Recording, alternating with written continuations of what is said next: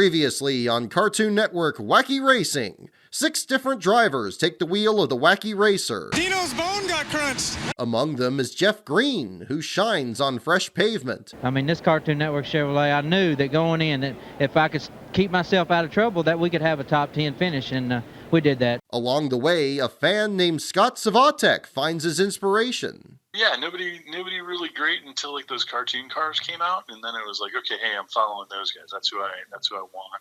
Tonight, the Toons celebrate NASCAR's golden anniversary with yet more spectacular schemes. I wouldn't even want to mix that paint, much less put it on anything. But what does the future hold? It's time to find out in Part 3, the conclusion of Cartoon Network Wacky Racing.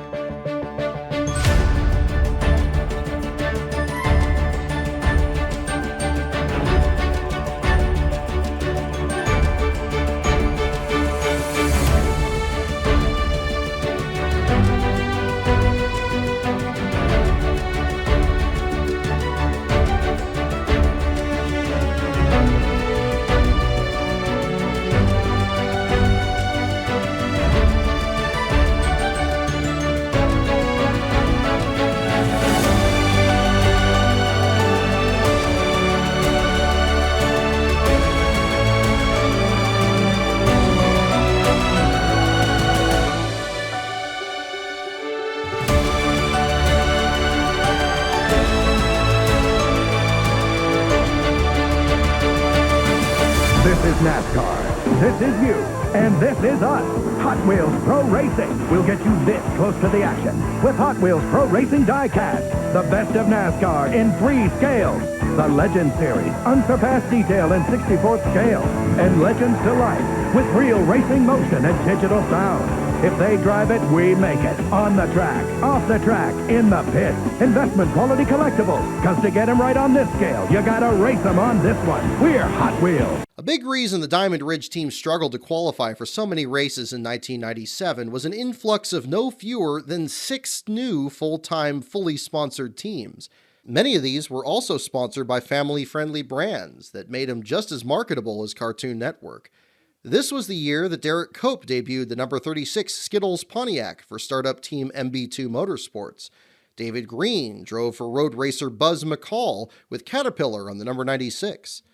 Kyle Petty created a spin-off from the Petty team with PE2, sponsored by Hot Wheels. Felix Sabates expanded to a 3rd team with First Union sponsoring the number 46 of Wally Dallenbach Jr. Greg Pollux finally had enough backing from John Deere to bring Chad Little back to full-time racing after his brief stint with Diamond Ridge. And Joe Falk debuted his number 91 Chevrolet for Mike Wallace. Of this group, only Petty qualified for all 32 races of the 97 season, but each played just as big of a role in further changing the sponsorship landscape.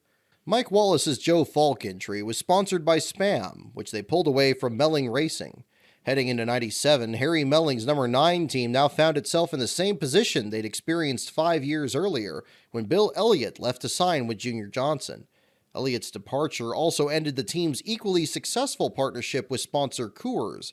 This began a long winless drought where multiple drivers swapped driving duties in his cars with little backing beyond Melling himself through his engine parts company. Spam's arrival in 1995 coincided with the hiring of veteran Lake Speed, who also doubled as team manager. These years saw Speed earn 4 top 10 finishes and take 10th in the 1996 standings, which was a big step in the right direction. For the 97 season, Melling had planned on picking up sponsorship from the University of Nebraska, but according to Eli Gold, the team's designers may have ruined the deal when they presented a car painted in the wrong shade of red, making it more resemble the Sooners of the University of Oklahoma. The sponsorship did fall through, and Speed once again ran with only the limited backing of Melling himself. But unlike 1992, this was now such a big setback that they had to scale back their schedule to just 25 of 32 races. During this, Mark Melling, Harry's 27-year-old son and team vice president, feared the team would shut down. Toward the end of last summer, I was kind of thinking to myself, well, this is it, he said. I didn't know if we were going to be able to make it. I guess you could call last season a trial by fire, said Speed, whose best finish in 1997 was an 11th at Michigan. Actually, last year was frustration on steroids. It's really hard to go to work on Monday and not know whether you're going to race that week or again that season. The Mellings just weren't willing to give up, though. Incidentally, the 50-year-old Speed didn't grow up watching cartoons. He watched westerns and the adventures of Rin Tin Tin. But when his wife asked their 3 children who they would pick as the team's sponsor, they said either Skittles or Cartoon Network. "Don't expect a lifetime supply of Skittles," his wife said. Indeed, the M&M Mars Company had already re-signed with MB2 Motorsports for '98 and brought on driver Ernie Irvin. But when Cartoon Network announced they would be leaving Diamond Ridge Motorsports in August, it was Speed who contacted the channel about sponsoring the Melling team. Combined with the late arrival of Advantage Camo, which kept the Melling team in the field for the final 4 races of '97, and First Plus Financial, which had a prior arrangement with Melling before the deal, the number 9 team stayed in business. At a time where some teams spent between $8 and $10 million per season, Cartoon Network guaranteed just $2.5 million, but did tack on a cut from secondary sponsorships, merchandise sales, and licensing deals. The channel would also commit another $3 million to brand activation, both at the track and on television. "Our approach is different," said Kim McQuilkin. "People who invest millions in this sport because they expect to win are crazy. You better find other ways to win. We've made our Wacky Racing team into a marketing platform. Whether it's trackside sales of merchandise, partnering with our advertisers, meeting with cable affiliates and operators, it's a way to make it work for us, regardless of what happens in the race. If Lake Speed wins, that's icing on the cake." "The Cartoon Network has provided the money that will allow us to compete and try to build our organization," said Speed. "The Melling team has already proven what they can do on the track, but we have to round out our organization to get even better." Like his predecessors, Speed didn't mind running such a unique sponsor. The announcement alone had already led to an increase in his fan mail and memberships to his fan club, which was operated by Vice President Joe Linville and webmaster Nathan Lane. In addition, Food Lion, the official supermarket of NASCAR at the time, increased their support of the team after their cross-promotions from the previous 2 seasons. The supermarket paid $250,000 for a space on the lower quarter panels, which they would then sublease to their partners. In March, Food Lion set up displays in most of their 11,000 stores, where children could join the Food Lion Kids Club to get Cartoon Network and NASCAR merchandise, while parents received coupons. In just 5 days, the club had 1,000 new members between the ages of 6 and 10. While Cartoon Network Wacky Racing embarked on its 3rd season, NASCAR was still trying to solve the riddle of attracting younger fans. The sanctioning body was particularly envious of the NBA, which estimated 2.2 million viewers aged 12 to 17 would tune in for the NBA Finals. "The future is in the youth audience," said a 35-year-old Bryan France. "It is a simple proposition. You want to get more people in all ages, particularly the youth market, interested in your sport, being more passionate about it, doing more things and making it more of a lifestyle." One unusual challenge was in the sports merchandising. While Cartoon Network's souvenir trailer remained as busy as ever, the designers had to take special care to not carry the Winston Cup logo. "We stepped lightly when it comes to the Winston Cup," said Bob Bryant, vice president of Cartoon Network Enterprises.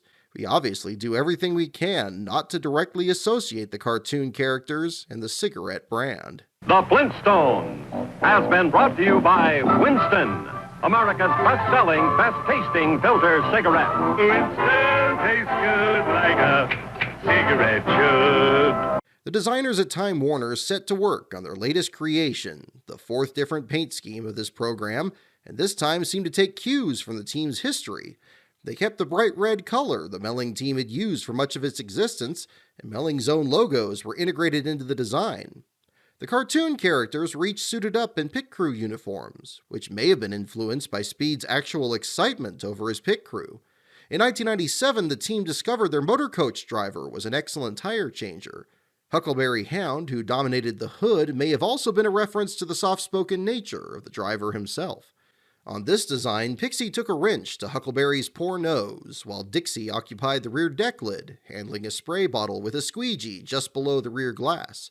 On the driver's side behind the rear tires, Wally Gator wielded a large fuel can with an assist from Adam Ant. On the other side, Magilla Gorilla carried a tire iron next to Yacky Doodle. On the TV panel, Autocat and Top Cat stood on either side of the Cartoon Network logo, each struggling to give the car a push. Bursting white clouds filled the space behind the contingency decals. Combined with the bold yellow numbers, with appropriately speed lines coming off them, the result was a suitable follow-up to its predecessors. The scheme was also added to the sides of the Melling transporter, which was painted white instead of red. Most of the details from the Diamond Ridge transporter remained, though with references to the number 29 replaced with the number 9, including a now much smaller weight that Dick Dastardly tried to hook to the car. That car was now Ford's new Taurus model, which, just like Chevrolet's Monte Carlo before it, offered a more aerodynamic shape. As soon as the templates were released to build the Taurus by, we went to building cars, said Speed. We had cars built and were testing in October at Daytona. That's kind of unheard of for most teams, but we were there running to get our first information about whatever we could do to the car. We came back and built a better car, then we went and tested again. We've gone faster every time we've gone testing. In November in Talladega, after another test by the Ford teams, Robert Yates began lobbying for changes to the templates.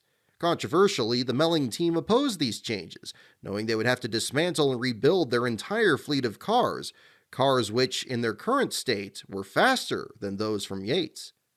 Heading into Speed Week, Speed found the car was comfortable and responded well to adjustments, but also said it lacked speed on the straightaways. This was a sentiment likely shared by others in the Ford camp, including the 5 teams which chose to enter year-old Thunderbirds in the Daytona 500. 3 other teams would split the difference, running a Taurus in the 500, but a Thunderbird in a new exhibition race. The Busch Clash had just been rebranded as the Budweiser Shootout, and there was now an additional 25-lap qualifying race that matched cars that were fastest in second-round qualifying the previous year. The winner would advance to the main event. Lake Speed, fastest in the second round for the previous year's Daytona 500, committed to the Taurus for both races. In a field of 14, which included Dale Earnhardt, Speed drew the 8th starting spot. The car looked competitive in practice, and crew chief Jeff Bice liked their chances in the qualifier. We practiced really good yesterday. We were happy we could stay right with Earnhardt. Gordon got with us in one of the practices, and we were able to pull away from the pack, so I'm really optimistic. I hope it works out like we think it will. 1998's NASCAR Winston Cup season is about to begin with the Busch Shootout qualifier. Sterling Marlin leads them down. Not yet. Now the green waves, and here we go.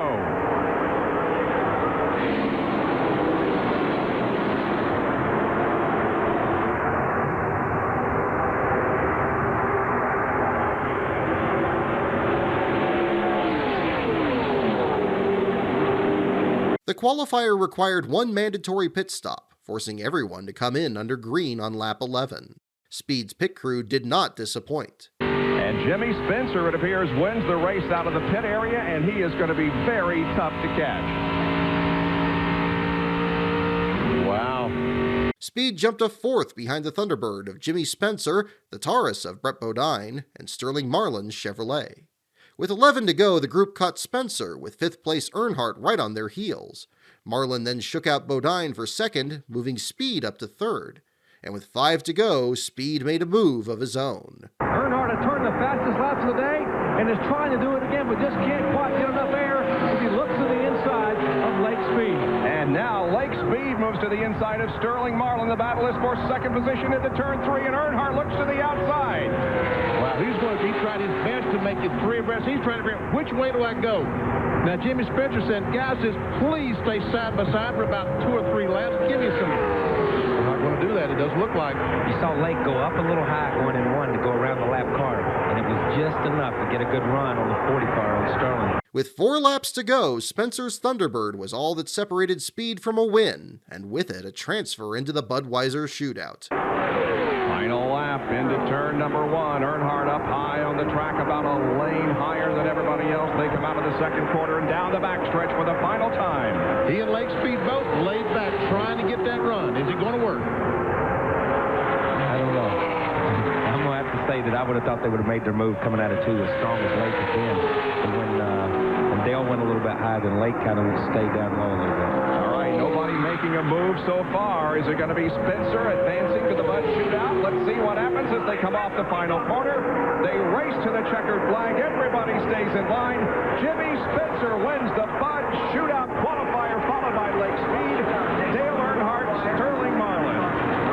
Speed finished just 149 thousandths of a second behind Spencer out of the shootout, but with a strong start to his season. Every single session this week, he has been in the top 5. And Lake Speed, they gave himself in the shootout, 46.844 from Terry Labonte. Can you beat it? I don't think that we got that in us. When we unloaded down here, Terry ripped off those fast times, and I think that, you know, we're shooting for second right now, I really believe. And but the guys with the Cartoon Network car here have done a great job. Like you said, we've run really well. We've been up in the top group all through practice and testing.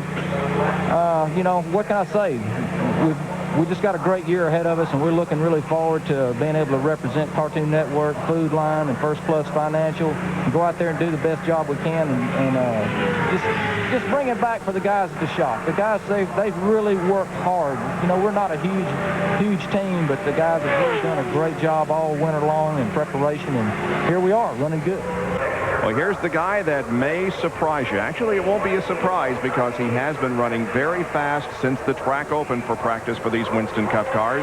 This is the Cartoon Network course driven by Lake Speed. We can see now he's moved up to second spot. He's picking up his speed, and our arrow tells us that he's going to be. Now, this time he was only a little under 0.4 of a second slower than Terry Labonte down the backstretch. So he's probably going to move on into the second spot in the qualifying order here once he takes the checkered flag.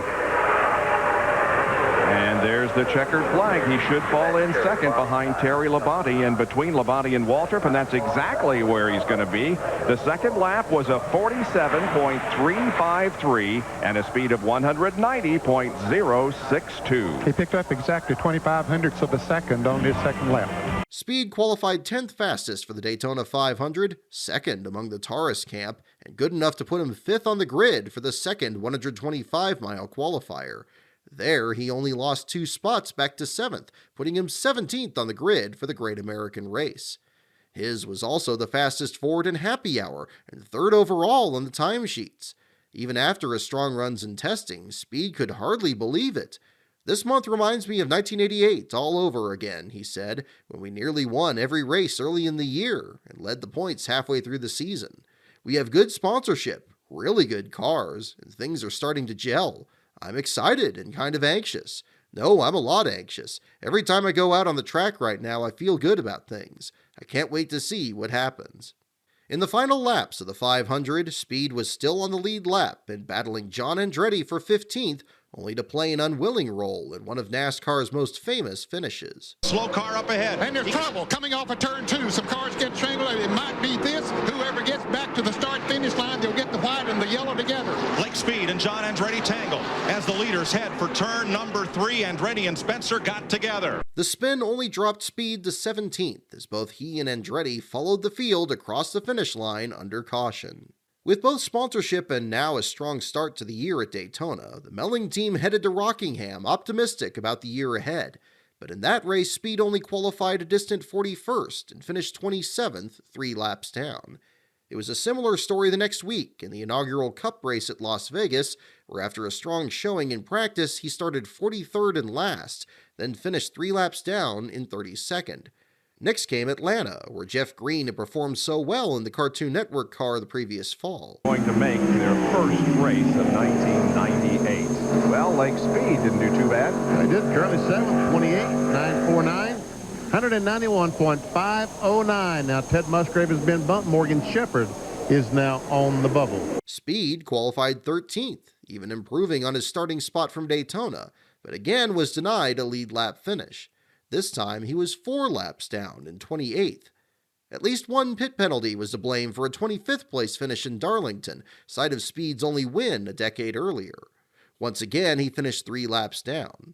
And after a 36th place qualifying run at Bristol, trouble found him early. Jerry Nadeau spins around.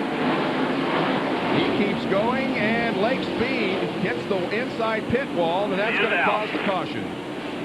Still inside. I thought maybe everybody was going to get through and turn in the right direction. We could save this caution, but not the case as Lake Speed slid into the inside wall. Not a lot of damage, but enough that he could not get the car started. The fender's knocked in on the left front tire, and he is a lap down. I tell you what, these guys just cannot catch a break. I'm talking about Lake Speed and the Melling Cartoon Network crew. Seems like if trouble's on the racetrack, it reaches out and finds Lake Speed. Speed managed to keep going, only for the transmission to fail in the final 20 laps, leaving him 31st with his first DNF of the year. Ironically, he still gained 2 spots in the point standings that weekend, reaching 26th. Speed was the third driver to crash during qualifying for the next race in Texas, ultimately forcing a postponement to the rest of the session. This put Speed last on the grid for the second time in just 7 races, meaning he had to steer clear of faster traffic in the high lane. He lost 2 laps this time and managed to finish in 20th. After 2 separate tests on the short tracks, he was 20th again the next time out at Martinsville, where this time he spun off turn 2. The following race in Talladega presented an opportunity to recapture the team's strong speed at Daytona. The car seemed just as fast, qualifying 8th on the grid, and with 48 to go, he climbed to 5th. But just when he started to lose positions... And Earnhardt gets her. Elliott hard in the wall. Major crash here on the front stretch. A car upside down. That's Bill Elliott. And Dale Earnhardt was on his side as he came down through the tri-oval. Speed was swept up in this accident, dropping him 10 laps down in 25th. He qualified 16th for the next race in Fontana, but again he lost ground on pace, 7 laps down in 32nd. Next came the Winston Open in Charlotte, and another opportunity for Cartoon Network to debut a new paint scheme, the 5th in the series. The 1998 season marked NASCAR's 50th anniversary, which inspired just as many sponsorship efforts as it did on and off-track festivities. After Hendrick Motorsports changed the number 25 to the 50, but before Bill Elliott ran a golden anniversary scheme in the Southern 500, Lake Speed brought out the exploding birthday cake.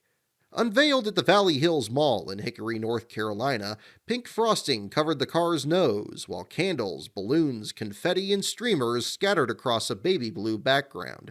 The featured characters referenced some of the previous paint schemes in the series, both Fred Flintstone and Dino from the 1996 scheme, and Tom and Jerry and Droopy from 97. This time Droopy played a noisemaker on the hood, Tom tried to pop balloons on the driver's side, and on the passenger side Dino looked at Fred, who had frosting on his nose. Muttley resumed his mischief on the TV panel, where he was the one lighting sticks of dynamite masquerading as candles. There were no characters on the rear deck lid, which instead read, "Happy Birthday NASCAR." The first version of this scheme showed frosting splattered across the door and roof numbers, but that detail was removed from the final product. Interestingly, the car that arrived in Charlotte didn't carry decals for the headlights, something only Rusty Wallace's team had done on a Taurus that season. The birthday car made its on-track debut on Friday, when for the first time 2 25-lap qualifying races, the Noble 25s, were held prior to the Winston Open. In a field of 15, Speed started 9th and finished there, then in the Open finished 18th out of 30. Later that week, during qualifying for the Coca-Cola 600, Buddy Baker was surprised by the new paint scheme. Wow, is that ugly? No, I shouldn't say that. That is a you talking about Earnhardt or the car? What kind of trouble are you trying to get yourself into, Baker? This car, look at this one. How would you like to paint that, Doctor? No. All right, let's see what Lake Speed can do, no matter what character is running in which direction.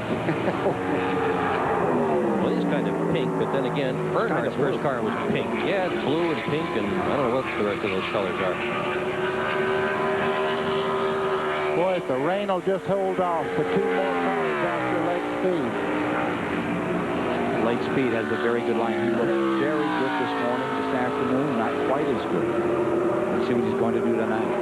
Heat of the day, and throw that time away as far as I'm concerned. Here's number 9, finishing 19th. Speed remained 19th at the end of the session, but fell to 27th in the race, once again 3 laps down. At Dover, Speed qualified 11th. To David Boland, he's better known as Wolfie. He's been with the team for 25 years. He's been in a Richmond hospital. He's had an irregular heartbeat, and they're hoping to see him next week in Richmond, the hometown of the 90 race team. Boy, to see them all get stacked up. Lake Speed never came up to speed. That is he on the right there, inside groove. Nearly stacked up the world goes behind him. That could have been a very bad situation, and an awful lot of race drivers showed great patience and great judgment in getting around Lake Speed. It was 3 wide back there. After he finished 36th, 10 laps down, Speed qualified 12th for the next race in Richmond and 13th the week after in Michigan, but came home just 26th and 25th, still multiple laps down. The Michigan race also happened to mark the 400th start of Speed's Cup career. At Pocono, he started a distant 40th, but rebounded to finish 25th once more, still 2 laps down at the checkered flag. Through these first 15 points-paying races, Speed's only lead lap finish had come in the Daytona 500 and had yet to outdo his 17th place finish that same day. Regardless, as the series headed west to Sears Point, rumors began to swirl that the Melling team planned to expand to a 2-car team in 1999. Lake Speed's extensive background in go-karts made him particularly fast at the road courses. Days earlier, he'd had a successful test at the unveiling of the newly reconfigured Road Atlanta. This seemed to be a positive sign for the Sears Point race, which had likewise just been altered with the chute between turns 4 and 7. In opening practice, Speed ranked 9th of the 48 drivers to take time, even as other drivers ran off course, kicking debris onto the track. Some of this debris landed in the vicinity of turn 10, a deceptively hard right-hander with very little runoff due to the proximity of Highway 121. It was here of all places that Speed punctured a tire and went head-on into the tire stacks and the concrete barrier behind them. The impact knocked the wind out of him, and his chest was still sore as he was checked in the infield care center. He went to a local hospital, where x-rays were negative, and doctors thought he'd torn the cartilage between his ribs. Back in the garage, the Melling team scrambled to prepare their backup car, a car that was set up for Bristol instead of a road course. Taking it out to qualify was the defending Winston West Series champion, Butch Gilliland, father of David and grandfather of Todd. Butch, the reigning Winston West Series champion. Butch, you haven't had a lap in the car. Do you feel comfortable still going out trying to make a lap in qualifying? Yeah, I do. You know, we tested our Cup car here in May, and really the setup that they put in this car is pretty much what we had in our car when we tested. And, Jeff did a great job putting this thing together in a short amount of time, and I have a lot of confidence in him. The eldest Gilliland made the show in 40th, meaning like in 1996, the Cartoon Network entry would be pitted on Gilligan's Island. On Saturday, Speed put on a brace and returned to the track, where he ran 4 laps in the second practice, but the pain was too much. Gilliland drove the rest of the weekend and finished 24th on Sunday, securing the team its first lead lap finish since Daytona. Knowing that the team showed such good speed at Daytona in February, Speed planned to return to the track the following week for the Pepsi 400, but wildfires in the region postponed that race until October. He instead returned the week after at Loudon, where for the first time the Happy Birthday paint scheme carried proper headlight decals. That weekend, the track was exceptionally slick due to a new sealer applied to the surface. In qualifying, Speed had to fight to keep his car from spinning in turn 1, leaving him with the slowest lap at just 104 miles per hour. He started 36th, then off turn 4 made contact with Sterling Marlin that cut down Marlin's tire and sent him into a spin. Marlin retaliated, pulling in front of Speed and jamming on his brakes, causing further damage to both cars. Then, on lap 35, Speed was collected in a multi-car pileup off turn 4. Up on Gordon, but right at the ball. Oh, trouble! Bodine in the wall, Lake Speed, Nemechek, Spencer in the wall. There's fire from the Steve Grissom machine. Hut Strickland is in the 96. Everywhere you look, there's Lake Speed surveying the Cartoon Network car. The accident, which left Speed 41st, aggravated his injuries. Another x-ray showed he had 4 broken ribs. Not only was he out of the car, but he'd need to undergo physical therapy. With 2 weeks until the next race at Pocono, and knowing he needed time to heal, Speed resigned from Melling Racing on July 23rd.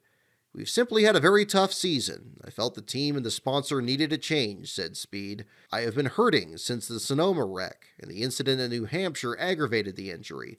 I don't feel I can function 100% at this time, and I feel the team needs a driver that can operate at this level.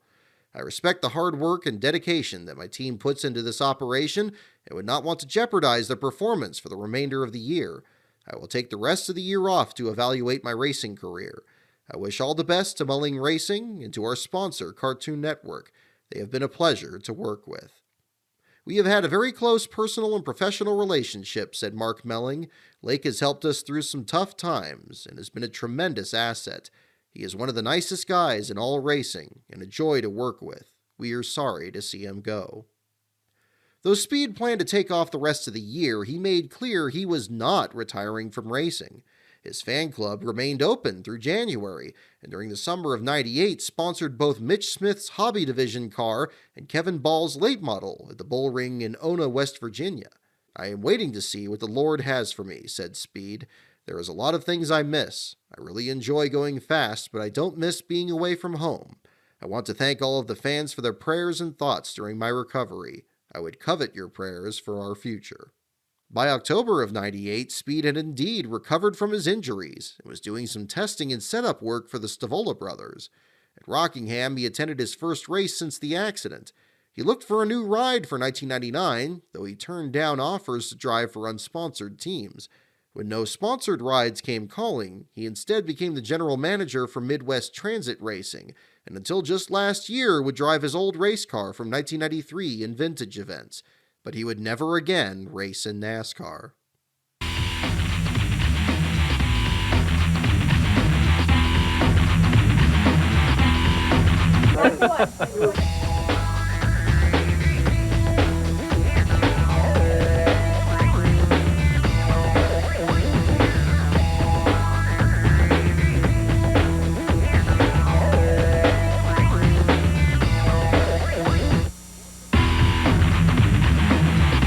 Once again, the Cartoon Network Wacky Racing team would have a new driver, and this time it was one quite familiar to this channel. Yes, it is time to once again talk about Jerry Nadeau.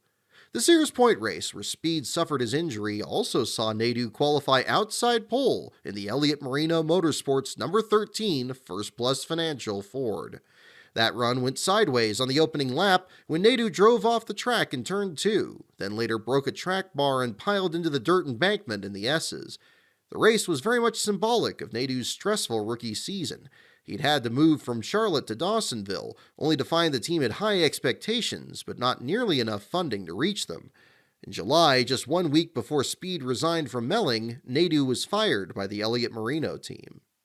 As logical as it was to match the rideless Nadeau with a driverless Melling team, the two turned out to be a great fit. Nadeau had signed with the Elliott Marino team because he was an Elliott fan, particularly when he ran the Melling No. 9. Once Melling hired him, the rookie was pleased how comfortable he felt with the team, largely because Mark Melling kept his expectations realistic.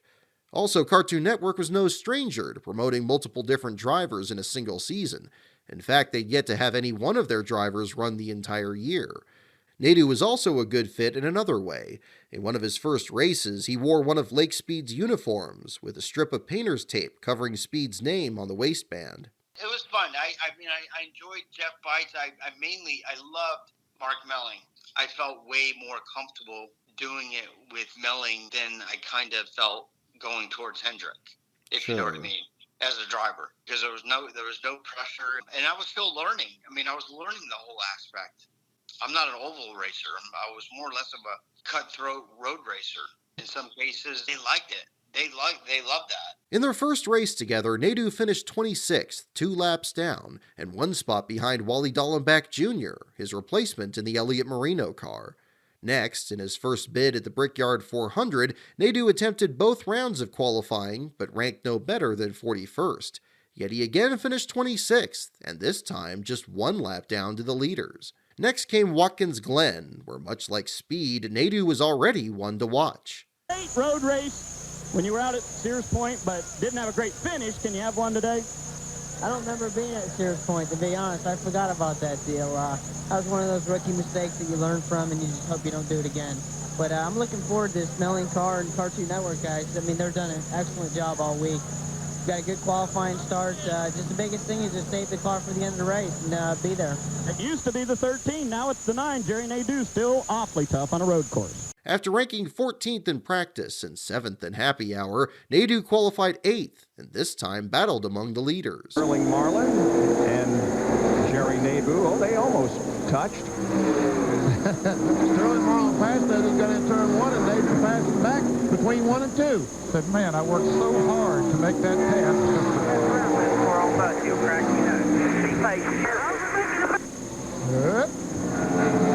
Watch your language there, guys. This is a battle for Jeff got him this time. Can he stay there? Yeah, if he gets a good line over there, which he did, then yeah, he can hold on to that position. He lost fourth gear in the late stages, but still held on to finish on the lead lap in 15th, the best run all season for the Cartoon Network car. While the team showed improvement, Nadeau still had much to learn. At Michigan, he qualified 22nd and finished 30th, 3 laps down. He then qualified 18th for the night race at Bristol, but had trouble right from the start. And Jerry Nadeau, already the Cartoon Network car is very slow. Maybe he just got high and just got everything checked back. Looks like now he's back up to speed. Just got a little too high over in corner number 2. Well, Jerry Nadeau was also in, and his hood flew up. So all kinds of things happening here under the caution. Jerry Nadeau actually lost a couple of laps. There's him spinning. Watch this as he smokes those tires. And watch Mark Martin just stop. Watch him stop because he cannot see in that smoke. Jerry Nadeau did a 360. Watch him just spins those tires, goes around. Look, how would you see through that? Look, you can't even see the cars in that. No wonder they all stop. We got a spin right in front of him. Bagger down, stay at the bottom, all the way to the bottom, all the way to the bottom. Good, go. And Jeff Gordon just barely escaped. I don't know that Ricky Rudd hit anything. I think he just might have just stopped.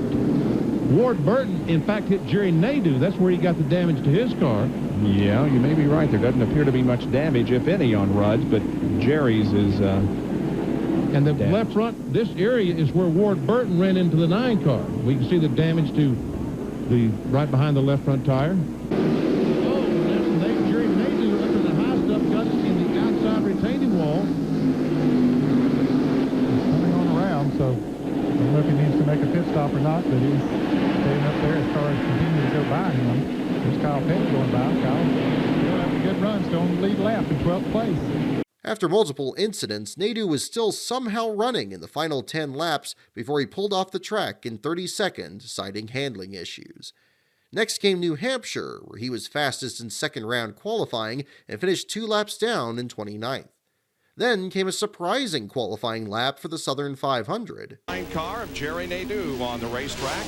1 lap of qualifying, so boy, you got to make this count. He ran over 165 miles per hour in his practice speed. You saw Ward Burton ran over 168 miles per hour. So Jerry Nadeau picked it up a little bit. Ooh, down on the apron of the racetrack. Got those left wheels down there going into turn 3.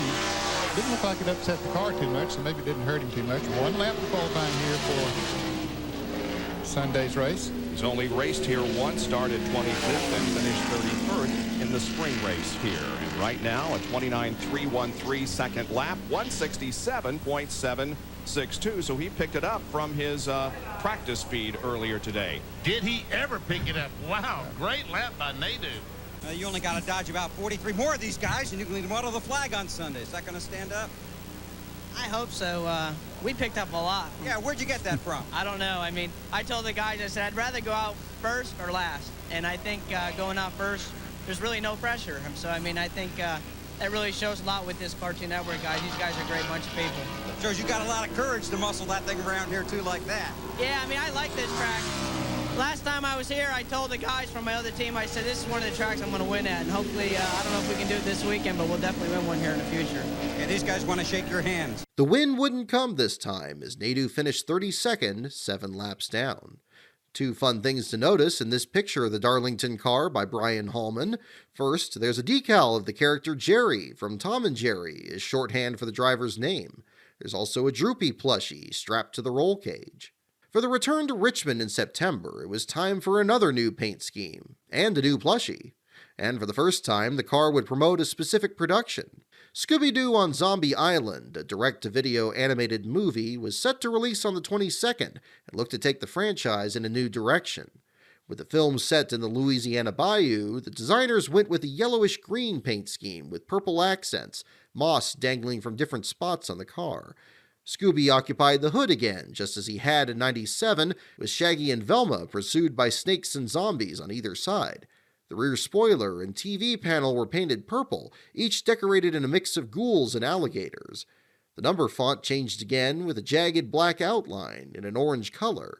And unlike all its predecessors, this scheme would also alter the fonts for both the Taurus logo on the nose and the Melling logos on the back to match the overall scheme. The result was one of Nadeau's favorite paint schemes. It's fun because you don't know what I was driving the next week. I mean, we must have had 7 or 8 or 9 or 10 different paint schemes throughout the whole year. You know, every week was different. Every other race, it seemed like it was different. They benefited well because Mark Melling was pretty open. He loved to do stuff, and we had 2 full-time paint guys, so they were always painting cars and putting on decals. You know, so yeah, that was fun. And I remember meeting the guys, and I think I went to Atlanta a couple times. I don't know, is it Turner? Mm-hmm. But I remember the guys from the Cartoon Network guys. They were really cool. They were nice people. No pressure, nothing. It was really a lot of fun. And I think it was only going to get better. You know, going back to Cartoon Network, I mean, that was a great, awesome sponsor, especially for kids. In the 6th Cartoon Network scheme's debut at Richmond, Nadeau finished 23rd, 2 laps down. But it was the car's second race 2 weeks later in Dover that the car first received any screen time. Up to this point, Cartoon Network Wacky Racing had struggled on the concrete tracks, and never more so than at Dover. 5 races with 5 different drivers and 2 different teams, but no finishes better than 36th. But Nadeau was determined to turn things around. The man who is here for the very first time drives car number 9, Jerry Nadeau. He is now faster than Joe Nemechek, faster than Kyle Petty, faster than Johnny Benson and Chad Little. Jerry Nadeau, currently second quickest in his maiden voyage here at the Monster Mile. He put the car 8th on the grid, his 3rd top 10 start in the last 7 races. And on Sunday, Nadeau was fast from the start, racing into the top 5. But Buddy Baker wasn't sold on the paint scheme. Well, Nadeau still having a spectacular run here in that Cartoon Network entry, number 9. That's a pretty color, isn't it? Yeah. Whoa, I thought. I wouldn't even want to mix that paint, much less put it on anything. I am not going there. Sitting here, how do I save him? I don't know what to say. When the damaged car of Ward Burton held Nadeau up on pit road, he again clawed his way into the top 10. There's 10th place now. Not the 12th car of Mayfield, nor the 97. But further back, you got the 3rd car in the picture. That's Jerry Nadeau. He is running in 10th. The other guys are laps down. Again, that's a scant handful of teams still on the lead lap right now. Eli, I'm beginning to like that color. Really?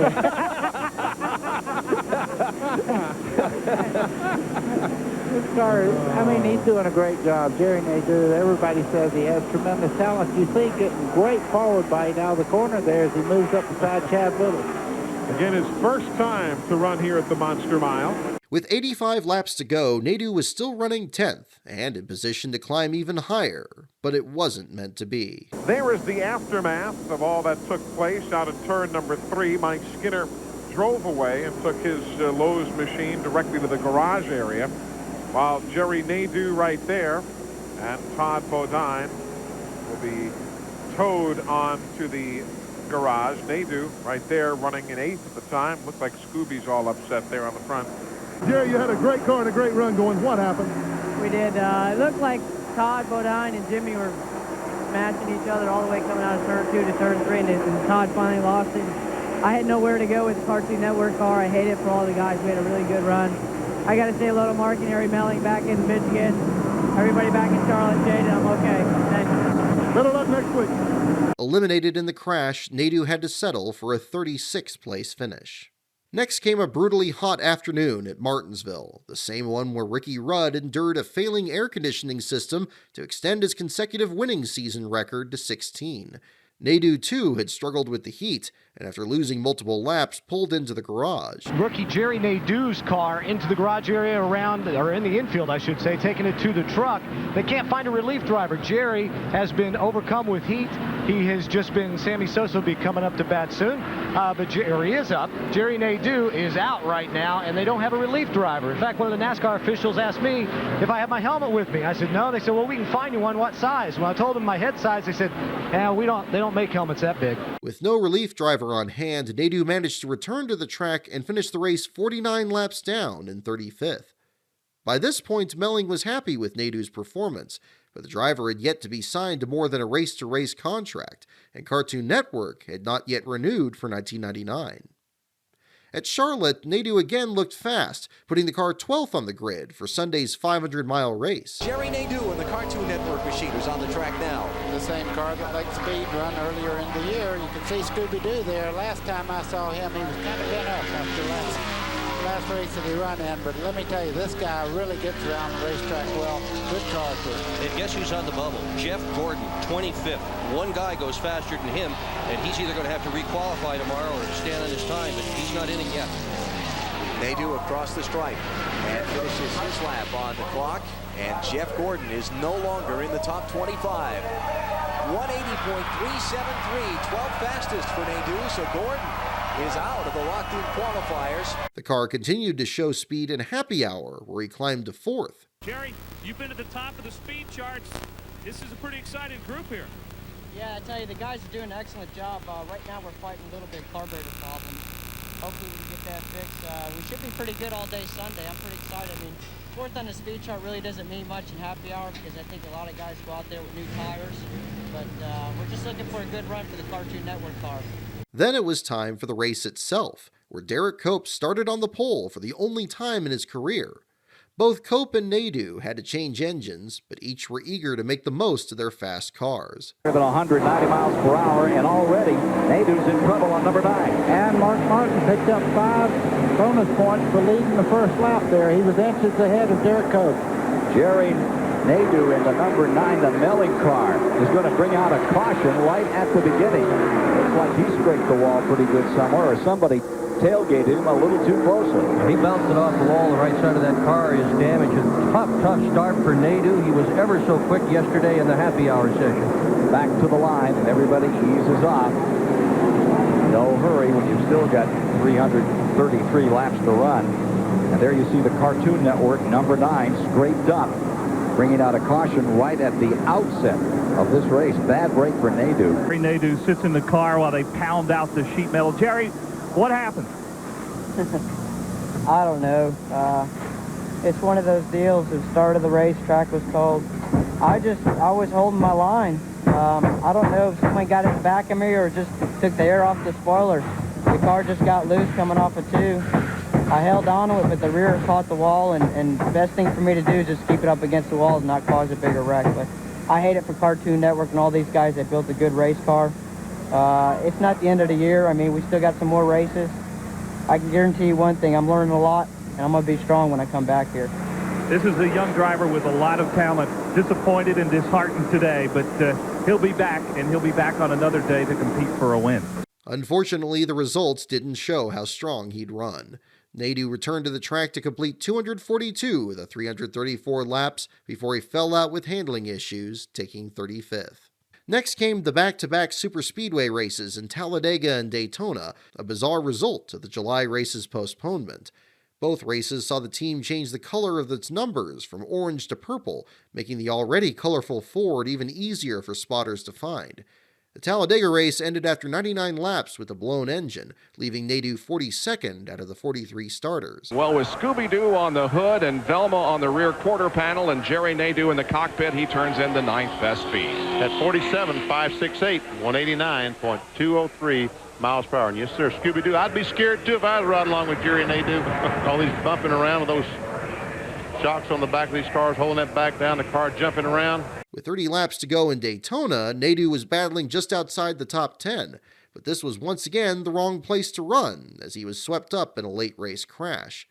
Despite the damage, the Melling team managed to get him back on the track, and he finished on the lead lap in 19th. And here he comes this time with a good smooth-looking exit off turn 4 and down to the stripe. He's got Scooby-Doo riding along with him now. Best start for Jerry this season is 2nd on the road course out at Sears Point. He'll be 20th fastest right now out of 25 drivers. 128.820, the speed for Jerry Nadeau. The last run for the Scooby-Doo car came at Phoenix, where Nadeau qualified a distant 34th. In the race, he was off the lead lap when he spun and backed into the wall in lap 248, drawing what would become the final caution of the day. By then, rain began to fall, cutting the race 55 laps short. This handed Rusty Wallace the win, and Nadeau 39th. With just 2 races left to go in the 1998 NASCAR Winston Cup season, Cartoon Network Wacky Racing rolled out their 7th different paint scheme, their 4th in the 98 season alone. November 18th would mark the series debut of the Powerpuff Girls, one of the most popular world premiere tunes. Once again, the designers went all out to market a single show, featuring the crime-fighting trio of Blossom on the hood, Bubbles on the passenger side, and Buttercup on the driver's side. All 3 also flew across the TV panel, while supporting characters filled the remaining space.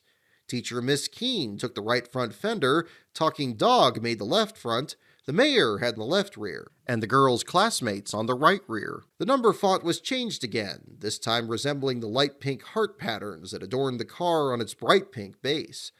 The result was a radically different yet rare paint scheme that would only run in these final 2 races.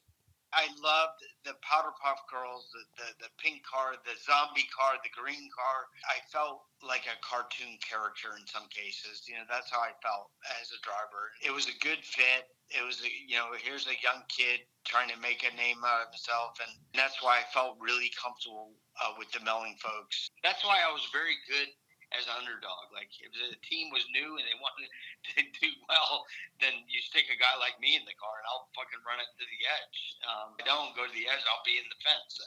In the pink car's debut at Rockingham, Nadeau qualified 11th, his best run since Charlotte. And despite noticeable damage, he earned a hard-fought 24th, 2 laps down to the leaders.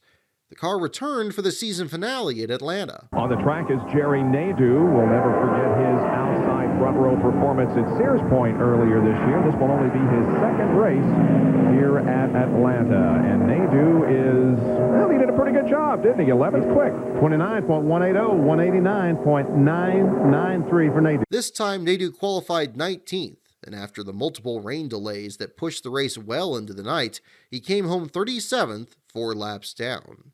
Just 3 days after the Atlanta race, it was finally confirmed that Nadeau would return to the Melling team in 1999, but the details for the Cartoon Network Wacky Racing program itself were still being negotiated. Dad, I'm going to enter the Soapbox Derby. No! No son of mine is going to race, and for me to explain my reasons why would be a long story, but I'll tell you anyway. It was 2 years ago during that very same race down Volcano Mountain. Your older sister Dee Dee was one of the drivers in that race, but what she didn't know is that the race is filled with dangers and tricks at every turn. By the end of their 3rd season in 1998, Cartoon Network Wacky Racing was as much a fixture on the racetrack as it was on TV, seen in 51.3 million homes across the United States. The start of the season, where Lake Speed ran so well at Daytona, rekindled memories of the Melling team's dominance on the superspeedways a decade earlier. The subsequent hiring of Jerry Nadeau saw the Cartoon Network car begin to challenge for strong finishes, or perhaps even wins. For whatever reason, the cartoon cars seemed to run their best with inexperienced rookies, just as Diamond Ridge had with Jeff Green in 1996 and 97. But unlike either of those years, the 1998 season saw the Cartoon Network car qualify for every single race, giving all 4 of their paint schemes enough screen time to promote their expanding broadcast lineup. It was thus somewhat surprising that the program changed course for their 4th season in 1999.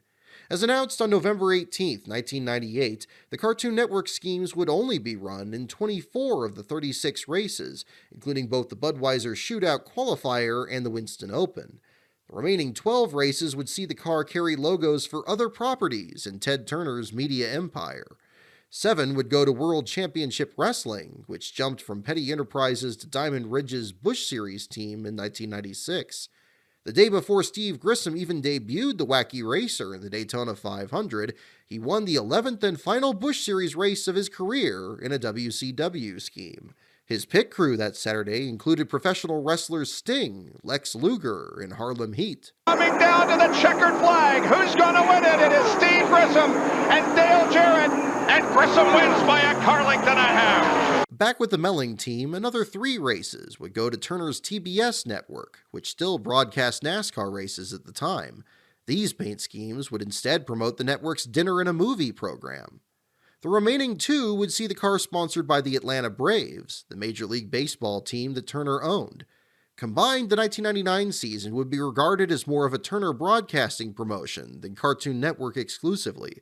Some of these schemes still adapted elements from the Cartoon Network Wacky Racing program, while others ran a much more conventional scheme. For purposes of this video, races where those schemes ran will not be discussed.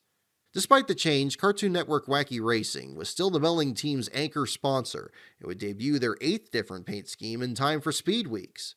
In 1997, Dexter's Laboratory occupied just a portion of the white number 29 fielded by Diamond Ridge Motorsports. Now, with Johnny Bravo closing the gap on Nickelodeon's Rugrats for the top cartoon on basic cable, Dexter was featured exclusively on what was perhaps the most ambitious scheme since the original Flintstones car. This one told an entire story. A startled Dexter took his place on the hood of a distinctive blue car, appalled by an exploding invention.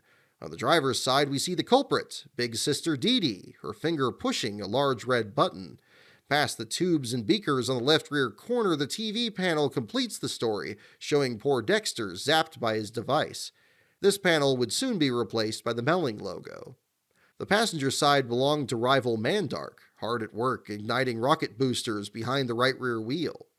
Keeping another of Brent Martin's original designs, the contingency decals had a computer design behind the driver's side and a sheet of secret plans on the other. There was also a robot on the rear deck lid, and beakers, pipes, and cables everywhere, even around the number on the roof. The Dexter scheme was revealed Friday, January 29th on Cartoon Network's new website, a site that just opened 5 months earlier with charter sponsorship from Gap Kids and just closed last year. At the time, CartoonNetwork.com had its own series of web premiere tunes, which began with a short commissioned by Gary Panter, the Emmy-winning art director of Pee-wee's Playhouse. The site's domain was featured extensively on this car, in addition to associate sponsor Ziploc plastic bags. In the countdown to the Daytona 500, the website would hold a Daytona 500 sweepstakes through associate sponsor General Mills. The grand prize winner would win a trip to a Winston Cup race. As the contest read, quote, "Feel your heart race as your favorite cartoon stars go for the glory." Once again, the Melling team had a fast car for Daytona. Melling teamed up with Pro Motors, which also provided engines to Travis Carter Enterprises, and the two teams entered into a technical alliance. Nadeau was the second fastest in Ford's preseason test at the track, trailing only Rusty Wallace. By the second day, he was still third, trailing both Rusty and Dale Jarrett. In the return to the Budweiser Shootout qualifier, where Lake Speed ran second the previous year, Nadeau started 5th and made some aggressive moves early. Trickle, I thought Clarke was going to run in the back of him, but not to be. 3 wide coming off the corner. Bill Elliott way up high. They fan out 4 wide here in the tri-oval. Jerry Nadeau trying to get on the inside of Jeffrey Bodine. And Bill Elliott, they got him caught on the outside of 3 abreast. Nadeau finished 9th. Then qualified his car for the Daytona 500. And Jerry Nadeau from Danbury, Connecticut, open wheel, did a lot of open wheel racing in the U.S. and Europe. He is in Harry Melling's car and is on the speedway right now. Jerry Nadeau completes his first lap, raced in the Formula Opel Series over in Europe with a good deal of success. It was kind of a surprise to open wheel fans when he came back to the U.S. and chose to go stock car instead of open wheel racing. Last year, he drove for Bill Elliott and Dan Marino, started 26th in the 500 and finished 21st. Whatever he runs, he deserves it. I tell you what, that car was extremely loose in 3 and 4. He's been good in practice here during the winter. He's got himself a pretty good time here. See where he falls in. Looks like he's going to be about 15th or 16th, somewhere in that neighborhood. 17th. 193.1 miles per hour for Jerry Nadeau. 17th fastest thus far. He was then fastest of 59 cars in Wednesday morning's practice, and in race 1 of Thursday's 125-mile qualifier began his charge from 11th on the grid. How long would it take till they went 3 abreast? 13 laps. Jimmy Spencer, the man in the middle, number 23. And you can see how far away that front pack pulled away from when they went 3 abreast. They lost about a second right there just by going 3 abreast. They've lost the ground. Now it's Ricky Rudd in number 10 side by side with Jerry Nadeau in his sophomore season in that blue Harry Melling number 9. Nadeau finished 13th, earning 25th on the starting grid for the Daytona 500. This time, Nadeau took a more measured approach, and while he didn't contend with the leaders, he was very much part of the battle in the second group just behind them. Wide open all the way around. He's had his problems today for sure. A bad pit stop, ignition problem, but don't count Dale Earnhardt out. This is Daytona after all. That's Kevin LePage in the 16 there. He's right in the, these cars are painted so much alike, it looks like Ricky Rudd. You're right. 16 car, Kevin LePage. 3 abreast Kevin LePage in between Marcus and Wallace and Jerry Nadeau. Nadeau finished 11th, his new career best finish. "We are really pumped up," said Nadeau. "This is great for Melling Racing. We found the draft early in the race. That put us in a good spot at the end. I just stayed patient in the draft. There was no reason for me to get up front because they were getting a little crazy. That helped us avoid the big wrecks. The last one was really close. I had to go through the grass to get around it." The next week at Rockingham, Nadeau started 24th, and with 117 to go was running 27th when he found his way into the grass once again. Here we go. Jerry Nadeau spinning down through the infield. Starter has the caution flag in hand, and it's out for the second time today. Leaders coming around, and we are under caution. He recovered to finish 31st, 4 laps down. The scheme didn't run in Las Vegas, but Nadeau enjoyed one of his best weekends there. The Melling team entered their backup car in the Orleans 150, the Winston West race held at the same track. The backup was painted blue like the Dexter's Laboratory scheme, but didn't carry any of the characters. In fact, for the first time in 2 years, it ran the team's old number font with sponsorship from Melling engine parts. But Nadeau still wore his Cartoon Network uniform. And in a tough 36-car field that included Kurt Busch, Ricky Craven, Brendan Gaughan, and Ron Hornaday, Nadeau won the pole, overcame a flat tire, and led 79 of 100 laps on his way to victory. It was the first time a driver wearing a Cartoon Network uniform made it to victory lane. Mark was like, "Hey, we should do that Winston West race." It was the day before the Cup race, and we took the backup car out. I don't even know if we had a sponsor on it. Maybe we did. Maybe we had Cartoon Network. I don't remember. I think it was just a black number 9. We dominated that race. We qualified on the pole and led every lap. And, well, we didn't lead every lap. We had, pit stops or something. We fell back. But then we came up and I think Ricky Craven was in it. Maybe Skinner. Maybe Kurt Busch was in it. Because I remember battling with him. And I won the race. We were the fastest car. We were by far, I don't know why, I don't know how, but we somehow went out there and qualified and pole, won the race, and then I don't remember what happened in the Cup race. I really don't. I don't know if we crashed, I don't know if we broke or what, but that was really cool. I remember that. I don't have the trophy, but I remember winning that race. Yeah, that was a cool time.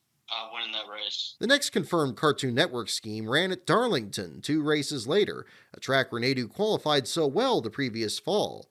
This time he only started 33rd, which put him in exactly the wrong spot when a slowing Rick Mast stacked up the field on lap 3. Oh, somebody has a problem. There's a slow car down on the bottom of the racetrack. Schrader sideways and into the wall.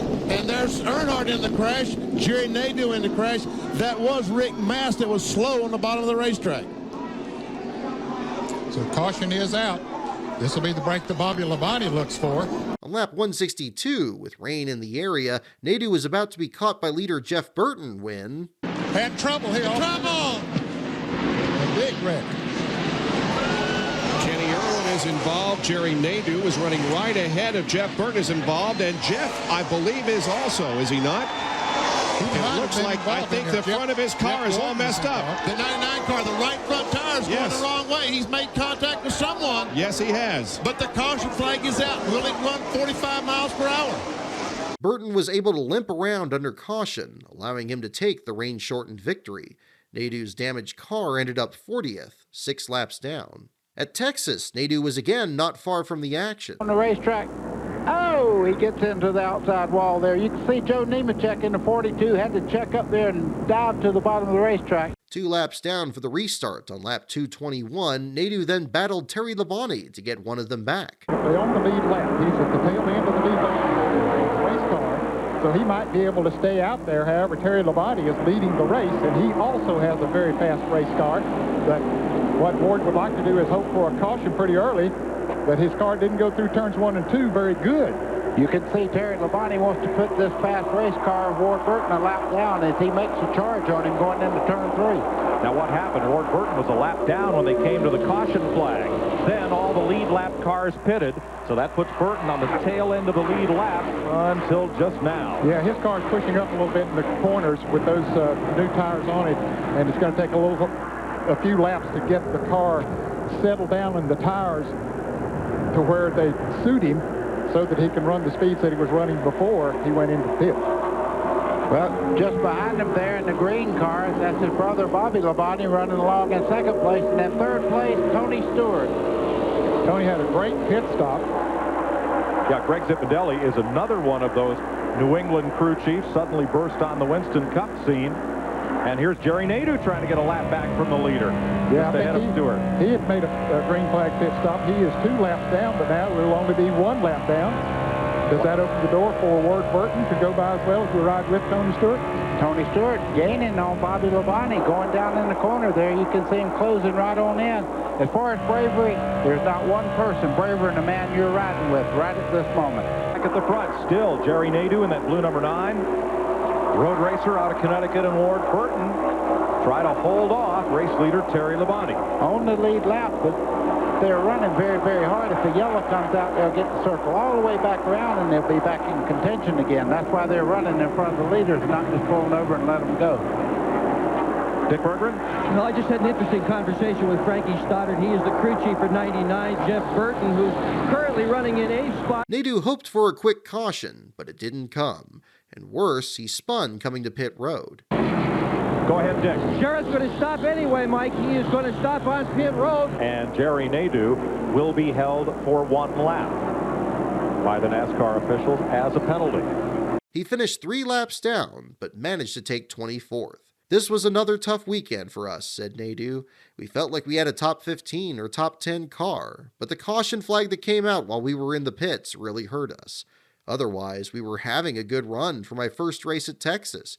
We could really use some good luck, but unfortunately you can't buy it. I guess we'll just have to create some good luck. Nadeau had struggled at Bristol during his rookie season, particularly the previous summer. Unfortunately, the 1999 renewal of the Food City 500 was no different. And the 20 car, and Tony Stewart just has to go right to avoid running the back of Rusty Wallace, and luckily avoided the 9 car when he turned right. Coming out of the pit area, and Nadeau is spun again. Dick Treckle got into him as they were coming off the 4th turn, I guess coming out of the pits. In the corner as Jerry Nadeau goes down the corner and just a little bit too close to Bobby Labonte, and he goes up, backs in the wall, and look at, there we see the 58 car. The 58 car of Ricky Craven spins into the 20 car of Tony Stewart, and Jeff Gordon, I guess, ran in the 77. After this final wreck on lap 340, Nadeau went to the garage in 42nd, already his 2nd DNF of the year. Now 34th in points, Nadeau's was the last car on track for qualifying at Martinsville. Qualifying, he was out In practice. in practice, like you said, qualifying in practice. Still moving. You got to stand still, BP, when you talk. Don't move those feet. I'm going to try. He was 35th fastest in practice, but we've said that before, and these guys have picked up some tremendous speed. Maybe Nadeau could do the same thing. He takes the green. He's had some good qualifying runs this year. Yeah, he started 8th in Las Vegas. That was his best qualifying effort of the year. As far as here at Martinsville is concerned, his best start was 40th. That was in the fall race of last year. Nadeau off the corner, completing lap number 1. He will be our final qualifier. And he's got a great lap. Really? He might be on the outside pole. No? Down to 5th. 5th fastest. Okay. Now, if we pick it up about a 1/10 of a second, he'll be on the pole. 1994 was his first lap, 9.46. Here he comes down, checkered flag. I got him a little bit slower. Let's see.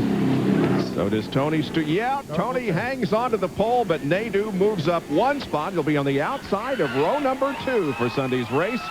19.909, 95.113. After nearly denying Tony Stewart his first career pole position, he did get a much better start on Sunday. Tony Stewart doesn't get a very good start. He had a problem or several problems yesterday in happy hour. He's going to be at least 3rd as the first lap is completed and may go quite a bit further back. He didn't get off that good start at all. I don't know if it was the engine or what happened. And as a matter of fact, when he got down the corner, he got a little bit loose and wouldn't allow the other cars to get by. I was watching these stupid clips on my phone on YouTube, and all of a sudden I came up, and I don't know how the hell I came up, but it showed me I think I qualified fourth at Martinsville in the cartoon car. I don't know what happened. I don't know if he broke, but it showed the first few laps, and we're running third or fourth. And then it was all about Tony Stewart, the clip, because he qualified, I think, about pole or outside pole and fell back. He kept falling back, and I don't know if something happened. But that was the whole video, was about Stewart, and I qualified fourth, and I was up to second. And I don't know, I don't even remember that race. I think that was the first time somebody got in the 19s, and we were down in I think we were in the 1999 in the Cup car. But soon the field caught up. Already out of the top 10 is Tony Stewart. Meanwhile, up front, here is Ken Schrader to the inside of Jerry Nadeau in the battle for second position. You saw the leader, Mark Martin, go by. He already has a second and a quarter lead on these cars as they battle for that second spot. Finally, Schrader is able to get by Jerry Nadeau. Now, Rusty was trying to do the same thing. Brett Bodine, Jerry Nadeau, and Sterling Marlin running together. Sterling Marlin had the hot car in happy hour last night. Now here is some very heavy traffic. They have really been dicing it up. They still are. The 98 car is loose. That's Rick Mast. Nadeau almost hits the wall coming off the corner. And we got a spin. Jerry Nadeau up in turn 2, up against the wall. Didn't hit it, I don't believe, but the car spins up there. So far, we have no caution, and Nadeau will get the car righted again, but here comes the field off the corner. Ooh, gets back on the racetrack just ahead of Gordon, Wallace, and Burton. Nadeau finished the race 32nd, 6 laps down. 3 races later at Richmond, he bumped the wall coming onto the backstretch, but this time finished just 1 lap down in 21st. The scheme remained unchanged for both events at Charlotte, where he started outside pole for the second 25-lap qualifier for the Winston Open. We're talking to Jerry Nadeau here. He starts on the outside of Tony Stewart. Jerry, you've had a fast race car all day. I've been watching the charts. You've been up front most of the day. You've got a pretty tough guy there on the inside. Can you handle him? It's going to be a pretty good deal. I feel like the guys did a great job preparing the car. The car's been good throughout practice, and when we tested last week, we worked on race setup, and the car was really good, but he's going to be pretty tough, and I'm looking forward to running with him because he's a good racer. He's been running really good lately, and if we can pull this thing off, it's going to be really good for the guys back in the shop and the guys in the pits. Jerry, it's only 25 laps. You seem to like those short runs. Yeah, I'm used to these 8-lap heat races, 12-lap consies, and 25-lap features, so this is going to be pretty neat. He's done a lot of that. I've done a lot of that in the past, so my guys just told me bring the steering wheel back or bring the rag back, so hopefully we can bring the rag back. I hope that's the case, too. Good luck, Jerry. And Glenn, one of those guys is Jeff Bice, the crew chief for Jerry Nadeau. Now, remember before the last race, Larry McReynolds, Mike Skinner's crew chief, said, I don't really know what we have for this evening because we set up on qualifying runs this afternoon. Now, Jeff Bice said, we're going off our notes from the test session we had here last week, and that was a test session that they ran at night. So we'll see if those notes translate to success here in this short 25-lap race. Nadeau struggled with a loose handling car and finished 7th. Then on Saturday, slipped from 14th to 16th in the Winston Open. Clear, all clear. Incorporated. New crew chief there with Felipe Lopez having moved on earlier in the week. Paul Andrews, now the crew chief for Steve Park. There's a good battle, too. The 9 is Nadeau. The other blue car, the 11, that's Brett Bodine. 75, scrambling with them, Ted Musgrave. That is 12th, 13th, and 14th. Oh, hold that thing. I tell you, when you're under a car going in the corner at 195 miles an hour, it took the back end around on the car. You can see Nadeau fighting for control there. He's been fast in practice, but he had a tough run last night. He lost control of the car, did a pretty good wiggle, wound up toward the back of the pack, and that's why he didn't start up as far forward as he might otherwise have. You guys see Jerry sawing on that steering wheel a little bit, too? He's working. And he better keep on doing it if that car's that loose, because he's right on the brink of getting the back around on that car. You can see it wiggle every time he goes into the corner. Again, that is position 10 on back. Well, he hung tough. He got the spot. Yeah, sure did. Brent got shuffled out as Musgrave in the 75 Kenny Wallace in the 55 all try and cover the positions. Despite the finish, Nadau's run in the Open helped the team tremendously as he qualified a strong 16th for the Coca-Cola 600. They also carried an onboard camera. But on May 29th, the day before the race, came tragic news. Harry Melling, the team owner, had died of a heart attack at age 54. The owner of the car, number 9, Harry Melling, who passed away this weekend at age 54.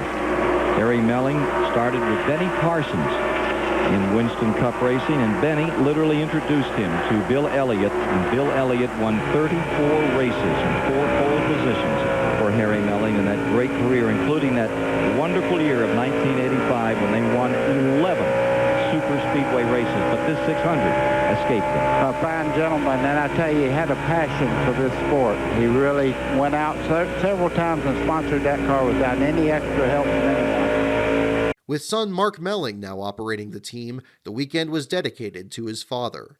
The crew wore black armbands, and many cars in the field carried a special decal. Nadeau finished 20th, 4 laps down.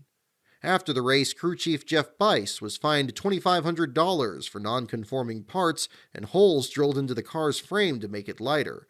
The next race at Dover was Bice's last as crew chief before he took on a new job as team manager. He'd be replaced by car chief Newt Moore, who previously worked with both Jasper Motorsports and Philmar Racing. 2 races after Charlotte, the Cartoon Network scheme returned from Michigan, the home track for the Melling family. There, the team changed the base from blue to Melling red, and the numbers from orange to a traditional white.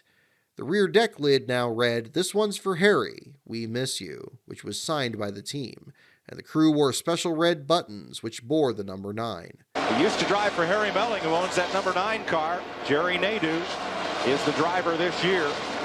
Harry Melling passed away from a heart attack just a couple of weeks ago, and that car was blue. It's been repainted in Melling red. Benny Parsons tipped Harry Melling to Bill Elliott, and there is the legend on the back of the number 9 today. Harry will miss you from that team. It was Parsons who suggested Melling sponsor a young Georgia boy named Bill Elliott. Bill and Ernie went up to meet with him, and Bill said he hardly did any of the talking. And the money they got to run 12 races in 1986, about what Bill Elliott gets for 2 two-hour autograph sessions today.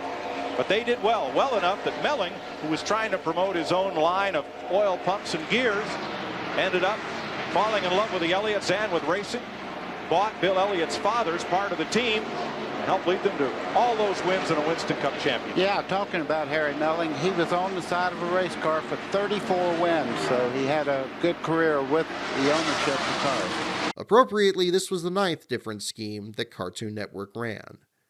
In a caution-free race, Nadeau started 20th and finished 26th, 3 laps down. This was the only race where this scheme was run. The next week in Pocono, the blue scheme ran for the final time. It came home 1 lap down in 23rd. It was perhaps appropriate that Nadeau's 10th and newest paint scheme would debut at Sears Point, where he qualified so well the previous year. The team brought back the bright yellow base from Cartoon Network's first ever paint scheme in 1996, but instead of the Flintstones, it was time for the Jetsons to make their on-track debut.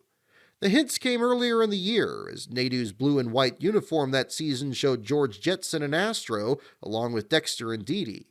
The car was finally revealed on CartoonNetwork.com in May. This time, Astro was the one dominating the hood, with Jane on the driver's side and George running along the passenger side, a cosmic streak of light blue running behind the dark blue numeral on each door. Rosie the robot took the rear deck lid, while Elroy and Judy occupied the TV panel. With a futuristic theme, it was unsurprising that the characters were all working with gadgets, but there was also some clever cross-promotion going on here, something new for the Cartoon Network Wacky Racing program. For this scheme, Radio Shack and Sprint PCS joined as associate sponsors.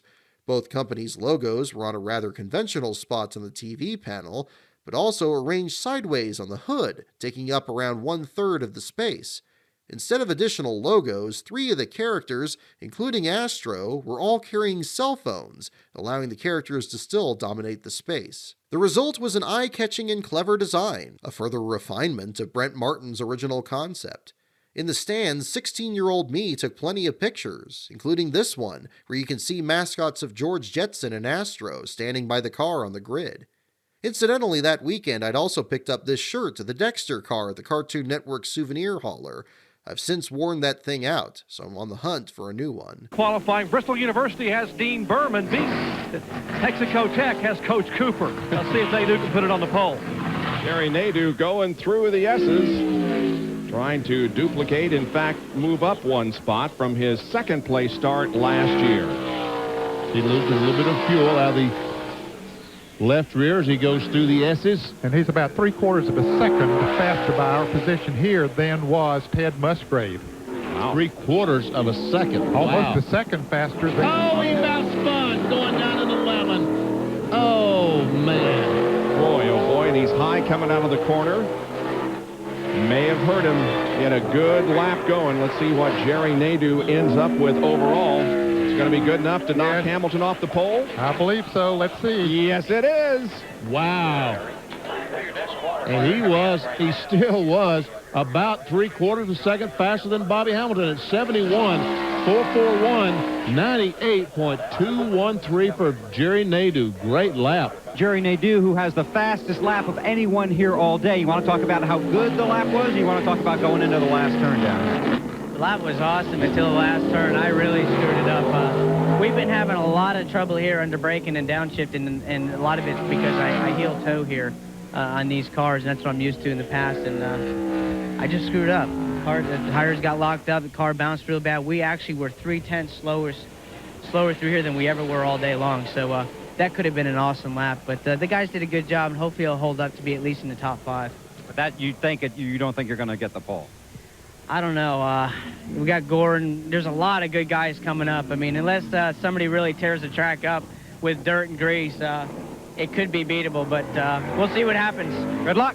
Thanks a lot. Despite the slip-up in turn 11, Nadeau still secured third on the grid for Sunday, and after a spin in turn 7 during happy hour, it was time once again to charge into turn 2. We're underway.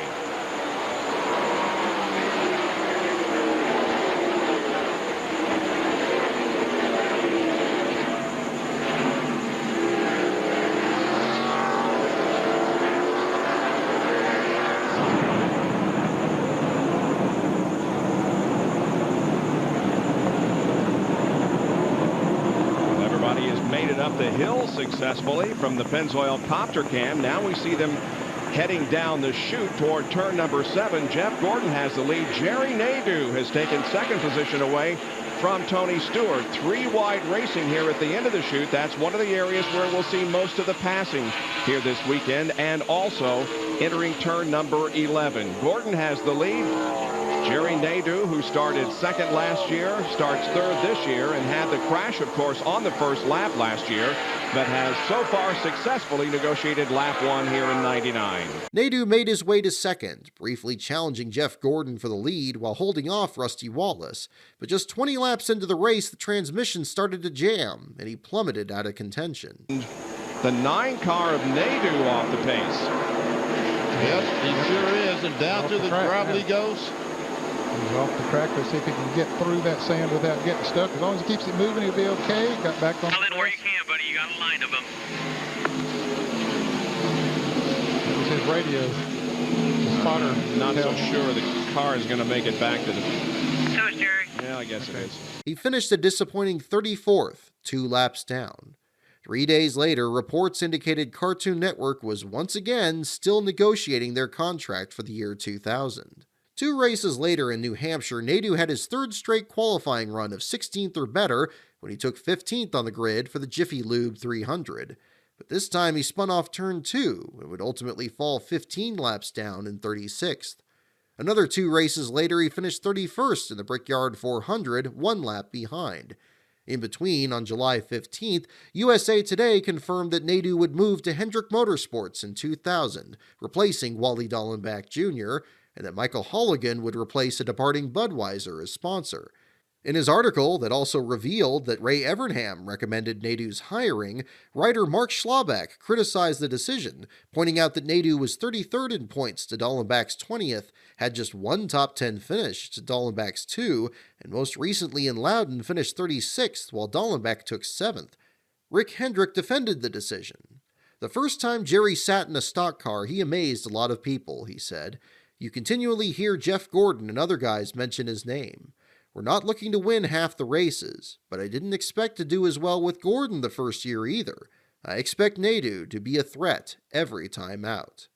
As Mark Melling fended off new rumors that he was selling his team, others speculated he wanted to hire either Stacy Compton, a newly available Kenny Irwin Jr., or perhaps even Steve Grissom, bringing things full circle at the Cartoon Network program to drive his new fleet of cars.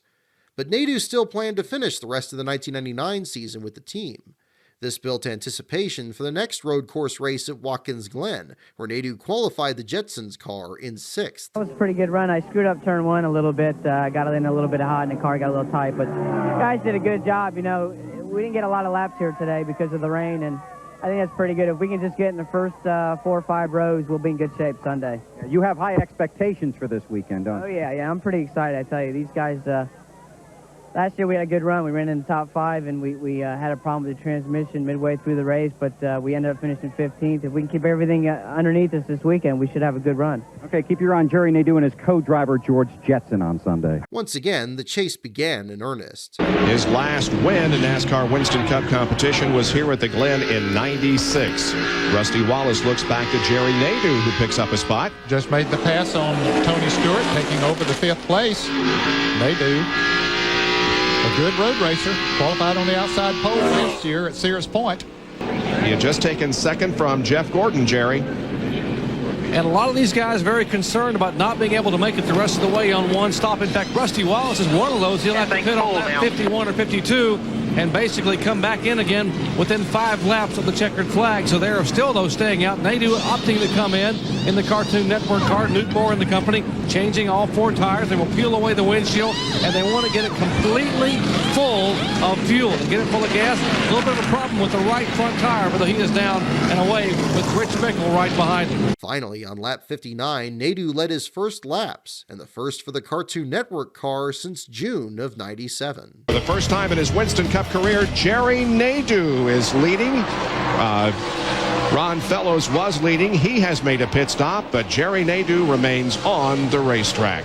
He is indeed running 118.9, and that's about as fast as we've seen anybody running. He's on old tires. Yes, that's very impressive. And they talk about just putting on 2 tires when he does make his pit stop. He should be coming in, we hear, next lap. There you go. And that would be good strategy, Bob, because he doesn't want to catch a slow traffic in front of him and have this traffic hold him up. Well, I'll be darned. Is that a familiar voice, folks? How did he know that 500 miles away? Hi, guys. Ladies and gentlemen, Benny Parsons. We mentioned earlier that he had some eye surgery a couple of days ago. How you feeling, first of all? You okay? Well, I think so. Feel a little rough right now, but I'm watching a great race, so that makes me feel a little bit better. There you go. We miss you and hope to see you back at Michigan next weekend. So what's your assessment of what's going on here? Well, I mean, Jerry Nadeau right now is probably going to change 2 tires and maybe 1 can. Can he make it on 1 more can of fuel, or does he have to put 2? If he has to put 2 cans of fuel in, that will certainly hurt, because he'll have to spend a lot of time on pit road, and he'll be losing several positions. But if he can get by on 1 can and just 2 tires, he may get back out in the top 5 if he doesn't run off the dirt first. Yeah, he's testing it. He's not backing off for a moment. Yeah, let's see. He's going to come in. Here he comes. Now, here he comes. Bill Weber, we're going to... First gear, 3,400 all the way down. As he comes down. Don't go until I tell you to go now, Jerry. This is very important. 2 tires, left side, 1.5 of gas. Hit your spot now, straight in. Benny, they were hoping to do it on 1 can. Now they're going to need 1.5 cans. They said they're as fast on old tires, almost as fast as the leaders were with 4. So they're going to go on 2.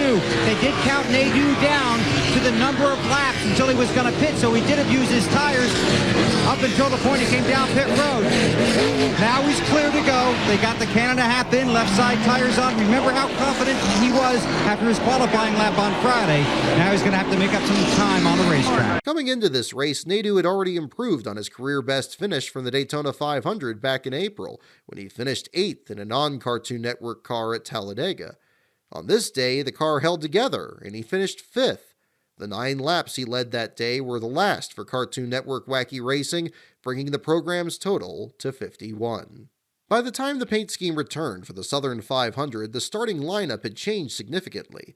On August 20th, Ernie Irvan was critically injured at Michigan for the second time in 5 years, this time after a wreck in Busch Series practice.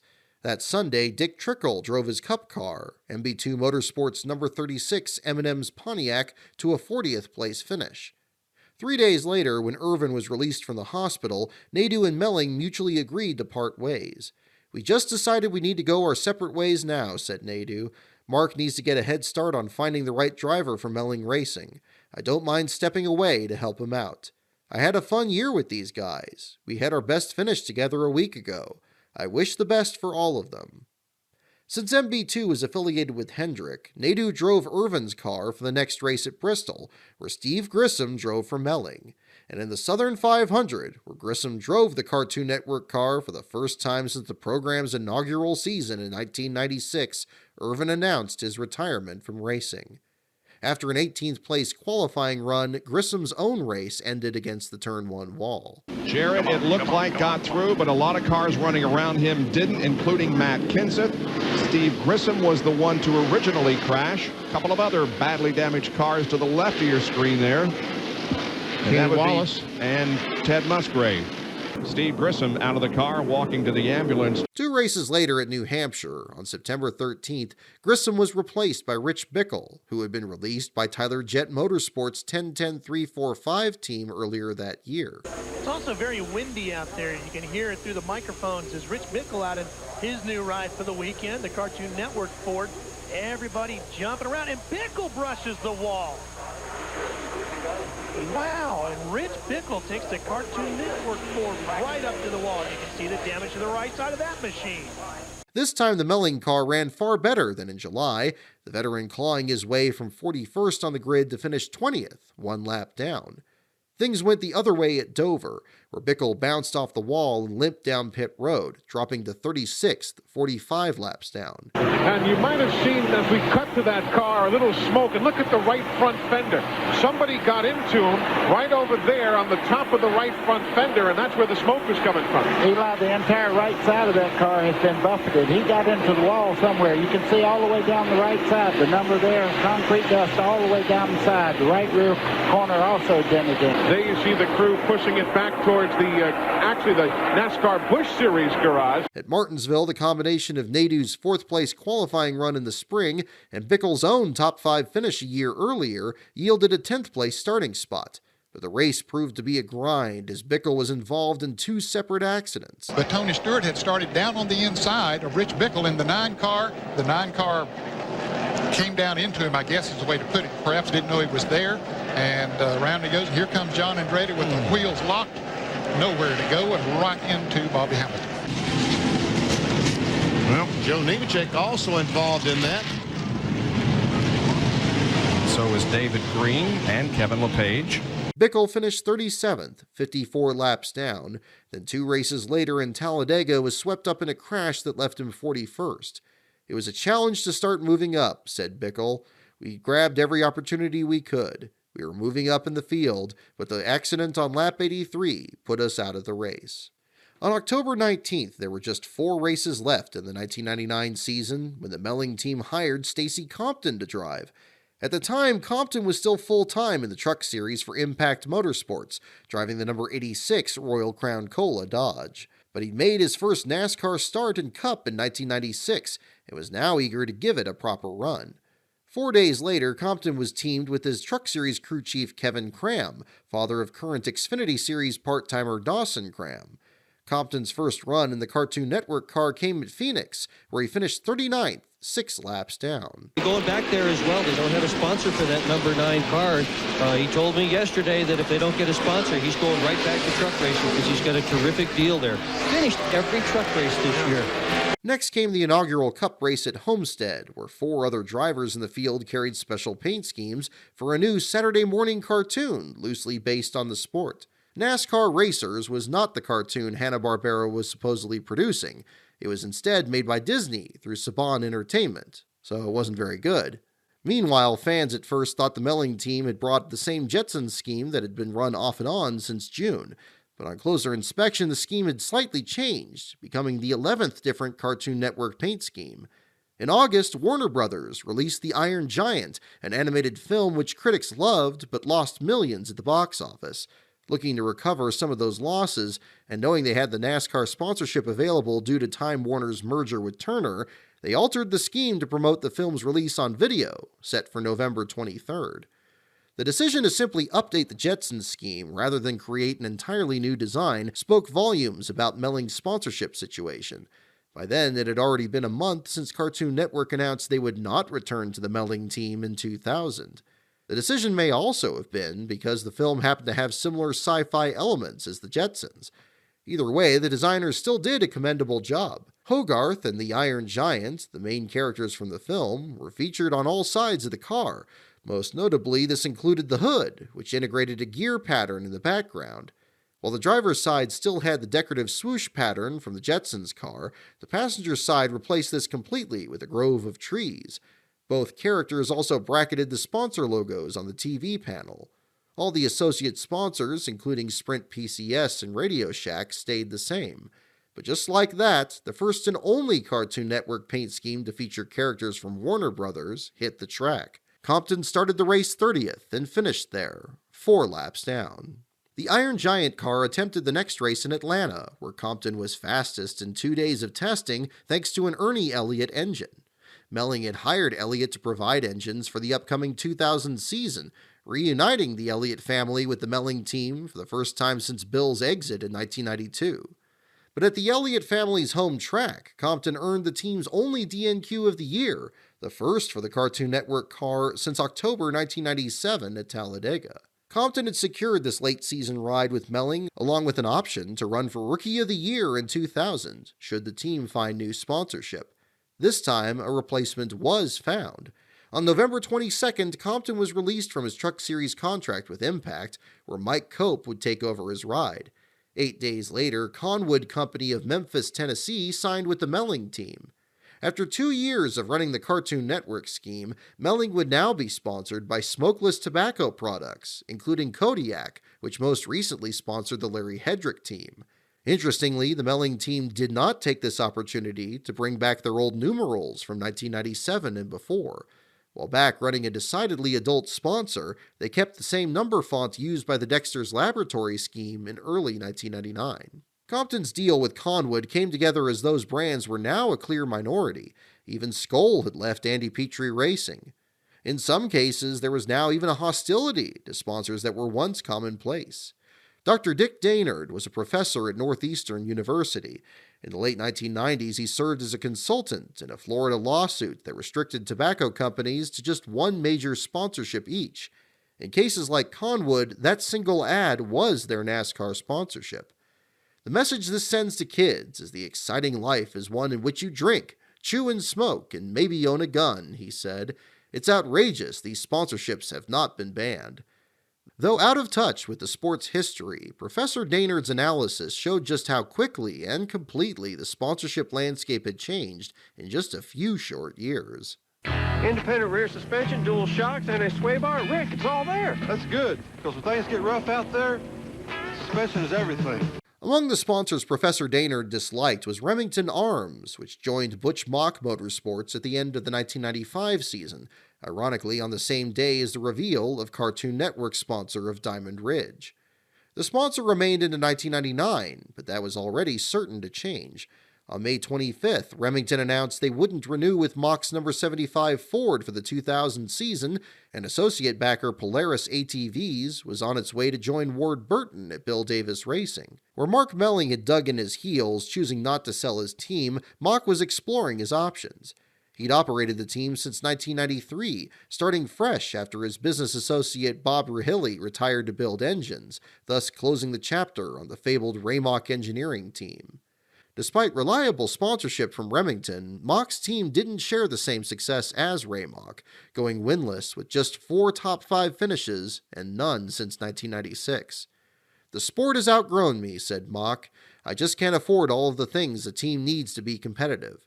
For example, wind tunnel time is very important and is equally expensive. To keep up with the larger teams, research and development is a key element, and I just don't have the resources." On July 5, 1999, came the first reports that Mock had joined a new business partner in Darwin Oort. A businessman from Tennessee, Oort was already a team owner in his own right. His Galaxy Enterprises fielded the number 40 Channellock Chevrolet in the Busch Series. The initial plan called for an expansion of Mock's team into a two-car operation, and Pizza Hut was rumored to join as sponsor for one of those cars. But personnel changes told a different story. On July 27th, Danny Tompkins left the team as shock specialist. John Wolfe, the crew chief, left on August 6th. Then there was the matter of the team's driver, Ted Musgrave. It was Musgrave who drove the Family Channel car from 1994 through the first part of 1998, the year Prime Star gradually took over as the Roush team's primary backer. After leaving Roush, and after another deal to drive for Robert Yates fell through, Musgrave signed with Mock for the 1999 season. He would start a 3-year contract, and thanks to his contact with Yates, would also run Yates engines. But on September 12, 1999, Yates indicated he would no longer provide engines to Mock for the year 2000, and Musgrave grew concerned that both Mock and Oort were not discussing plans for the next season with him. As the media continued to badger him for information, Musgrave joked that he was going to the IRL, which some printed anyway. Also facing uncertainty was Wally Dallenbach Jr. On July 19, 1999, Hendrick Motorsports held the press conference that confirmed that Jerry Nadeau would replace him as driver of the number 25 car for the year 2000. By September, Dallenbach had also been contacted by Robert Yates and was meeting with Cal Wells about driving for his new team. When Nadeau had a successful test in the number 25 at Gateway, a ride swap was proposed as MB2 had also considered picking up Dallenbach. But sponsor Budweiser would not allow it, leading to Ken Schrader getting the MB2 ride for 2000, and Dallenbach left to complete the rest of his contract for 99. He finished the year a career-best 18th in the point standings, capped by a pair of 9th-place finishes in the last 3 races of the season. By that point, Darwin Oort was no longer a business partner at Butch Mock's team, but instead bought it outright, rebranding it as Galaxy Motorsports. Among his hires was Jimmy Johnson, not the driver, but a former Hendrick employee in his own right, who would serve as general manager. This attracted the attention of Dallenbach, of course, from his own Hendrick experience. "I've been given the opportunity to bring in people that I wanted to work with," he said, "and because of that, I think this is going to be a unique opportunity for me." But at the time, Dallenbach expected Galaxy Motorsports would be running Yates Power, not knowing that arrangement had already ended.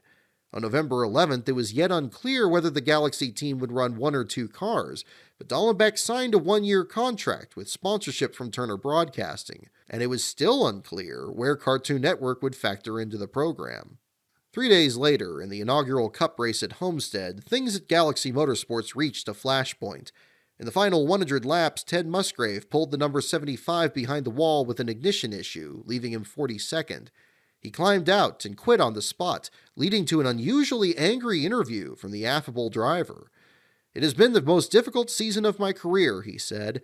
"We don't do any wind tunnel testing. We don't do any track test time. And you've got to do all that stuff to be competitive. It makes me look bad. It makes the team look bad. So I'd rather just sit back and watch somebody else go downhill." He continued, "My hands were being tied and we couldn't be competitive. I'm too competitive just to sit back like the team was doing and not try to get any better. That was the problem. The management wasn't letting us get any better, and I won't stand for that. It was like being in jail, so I broke out." Hut Stricklin was brought on to get the number 75 car into the final race at Atlanta, but like Stacy Compton in the Melling car, he failed to qualify. As Dallenbach prepared to take his place with the Galaxy team, there were still details to work out. He first thought Richard Slugger Labbe would follow him over from Hendrick, but Labbe decided instead to work with Michael Waltrip at Monte Motorsports. He'd instead be paired with Wayne Orm, who previously worked with Bill Elliott, but would have a new team manager as Troy Selberg left the team. On November 30th, Galaxy Motorsports finally revealed its sponsorship arrangement for the year 2000. This time, Redmond Capital Corporation signed as primary sponsor for 6 races and an associate in another 19. Redmond would promote one of their subsidiaries, Red Cell Batteries. In February, Rotozip Tool Corporation joined for another 7 races, starting with the second race of the year in Rockingham. Much of the remaining season would go to Turner Broadcasting, which would again split its time between TBS's Dinner and a Movie, World Championship Wrestling, and Cartoon Network Wacky Racing. This time, the tunes were scaled back even more. While TBS got 14 races and the WCW another 5, the Cartoon Network would join for only 2. All these piecemeal sponsorships still weren't quite enough to cover the season. America Online, which would merge with Time Warner in 2001, later came on board to sponsor a pair of races in July. In splitting up the season, Galaxy Motorsports tried to give each of their backers at least one marquee event. While Red Cell got the Brickyard 400 and TBS had the Coca-Cola 600, Cartoon Network would kick off the year in Daytona. The 2000 season also marked the debut of Boomerang, Cartoon Network's sister channel, where starting in April, the original tunes acquired by Ted Turner would be featured to make room for even more original programming on the main channel. The Daytona scheme, the 12th Cartoon Network scheme, was very much about the new generation. The Powerpuff Girls got their second feature of the program. This time, it was a much more dressed-down version of the 1998 scheme, flat black with no accents behind the contingency graphics nor on the fenders. This time, Buttercup dominated the hood, with Bubbles on the passenger side and Blossom on the rear deck lid, all three in mid-battle with Mojo Jojo on the driver's side. Each were surrounded by bold yellow outlines, just as the car's red numbers, no longer in the Butch Mock font, were set against yellow ovals. Despite the simple design, there were still irregularities in the diecast produced of it. Racing Champions didn't include the logo for Red Cell batteries on the hood, but did add an extra Cartoon Network logo on the quarter panels. The Hot Wheels car had Red Cell on the hood, but also included logos from Melling left over from the previous year. Action Performance corrected both details and included the Red Cell logo that was added to the TV panel. But by the 500, RotoZip added their own logo to the real car, and Blossom lost her spot on the rear deck lid to a company selling biscuits. Dallenbach had been eligible to compete in the last chance qualifier for the Budweiser Shootout, but the team didn't enter. They instead prepared for the Daytona 500.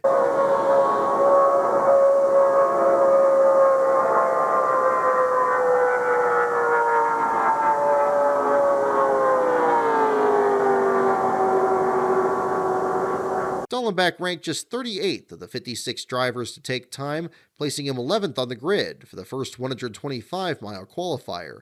He finished on the lead lap in 16th, putting him 34th on the grid for the Daytona 500.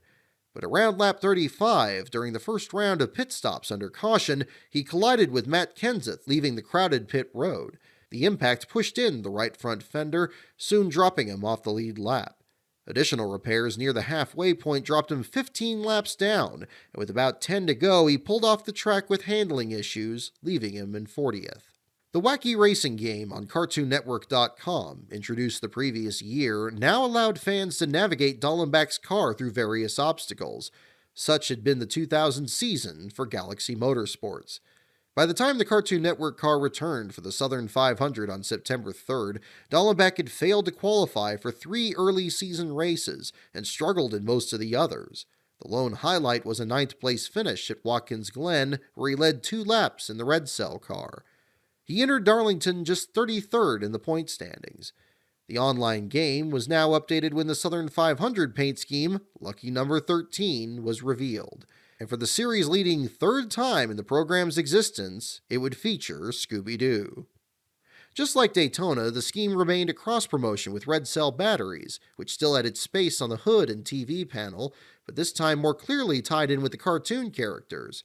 Now, both Scooby on the hood and passenger side, plus Shaggy on the driver's side and rear deck lid, each appeared to be literally shocked. Their hair was on end, matching the yellow sparks behind the jagged red numbers and contingency sponsors. All of this was on a blue background, similar to the one used on the Dexter's Laboratory scheme. The Scooby-Doo car started 42nd on the grid and carried one of ESPN's onboard cameras. On lap 173, Dallenbach ducked onto the apron to avoid a wrecking Jeffrey Bodine. When rain cut the race 39 laps short, Dallenbach was running 1 lap down in a solid 19th. It was his 7th best finish of the entire year, and his 3rd best of 12 starts at Darlington, trailing only his 2 starts there in 1993, when he, like his predecessor Ted Musgrave, drove Roush's number 16 car. The car was produced and die-cast by Racing Champions, both in 1/64th scale and a special Fan Appreciation Edition in 1/24th scale. At the end of the turbulent 2000 season, Dallenbach stayed with Galaxy Motorsports, hoping for another full-time ride with them in 2001. But new sponsorship never came, the team never returned, and Dallenbach turned his attention to broadcasting. It wasn't obvious at the time, but Dallenbach's race at Darlington in 2000 was the last for Cartoon Network Wacky Racing. But by no means did this signal the end of cartoons in NASCAR. Instead, the way they were promoted had changed. It was no longer about full-season sponsorship, but special paint schemes to be run only once. The Looney Tunes became part of Cartoon Network after Turner's merger with Time Warner. In September 2001, the same month Adult Swim started on Cartoon Network, the Richmond race featured no fewer than 7 special paint schemes on Chevrolets, featuring the likes of Bugs Bunny and Yosemite Sam. It was a promotion so popular that it returned to the track the following year. Nickelodeon did the same in a pair of Kansas races with SpongeBob SquarePants in 2015 and the Teenage Mutant Ninja Turtles in 2017. For a time, Disney even had a speedway near Disney World, and as far back as 1999 sponsored 3 cars to promote Toy Story 2. Many other Disney schemes would follow, most notably, of course, the Cars franchise.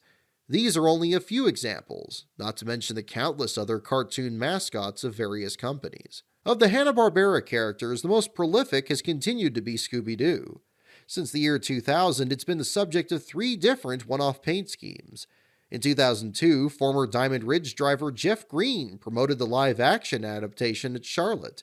There was Brian Vickers' animated version at Bristol in 2005. Then, in 2019, Corey LaJoie's Go Fast racing machine at Martinsville. But none of these cars truly dominated the space in the same way as Cartoon Network Wacky Racing. Each was instead painted like the Mystery Machine, with the cartoon characters themselves taking up much less space. This coming September will have been a full quarter-century since we've seen the last of the Cartoon Network Wacky Racing cars. In that time, the channel has continued to produce new shows, and NASCAR is just as eager as ever to attract the next generation of fans. But as of this recording, those 2 trends have not crossed paths again, even as a throwback scheme. At least not yet.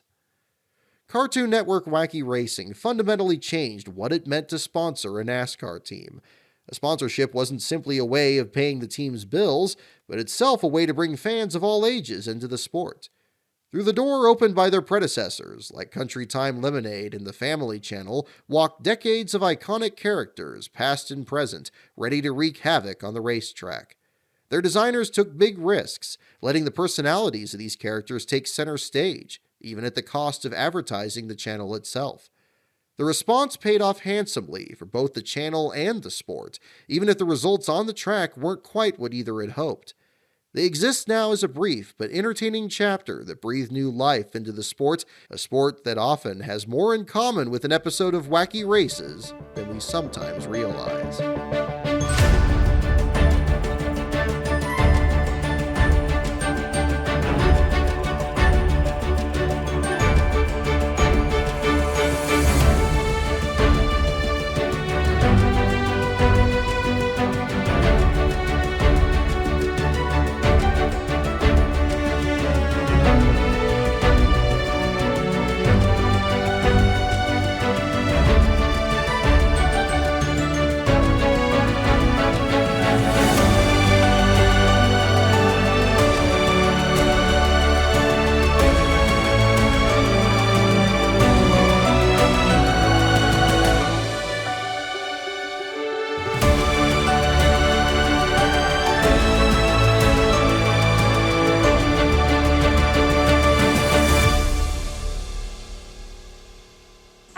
In America, there exists a sport that is driven by the fans.